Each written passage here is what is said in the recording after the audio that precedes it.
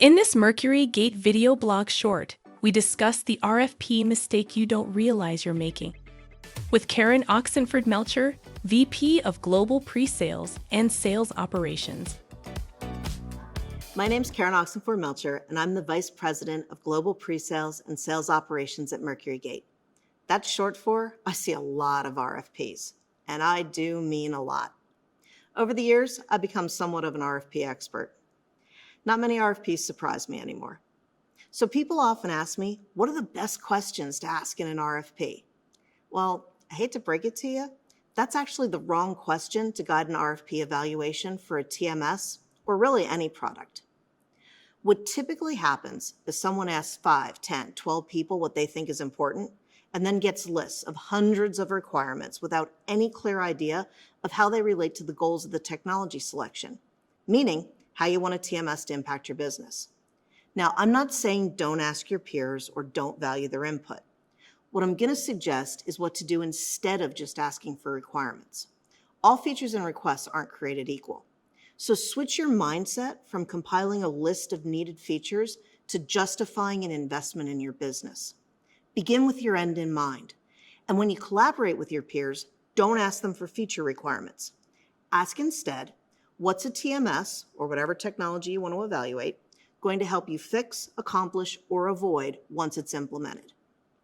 That conversation should ultimately result in a short list of your 3 to 5 business goals. Take the time here to make those goals as specific and measurable as possible so that later you'll know exactly how to measure the success of the project. Then design your questions and requirements to isolate the specific system capabilities that'll actually drive those goals.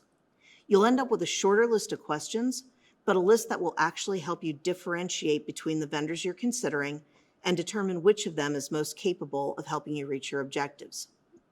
So there really isn't a master list of must-have RFP questions, except one about data security. If a provider can't keep your data safe, then you should throw the whole RFP out the window. That's likely the only universally important question. But you may also want to ask questions about other things that are important to you, like training and support, to further differentiate what each vendor will bring to your business. So don't lose sight of added business value by getting caught up in the best questions to ask. If you start an RFP process with clearly defined success criteria, then you're doing something right. You're also set up for success later because you already know where to look for your ROI. You started this process with defined success metrics, and that's where you'll look to understand how much you actually moved the needle.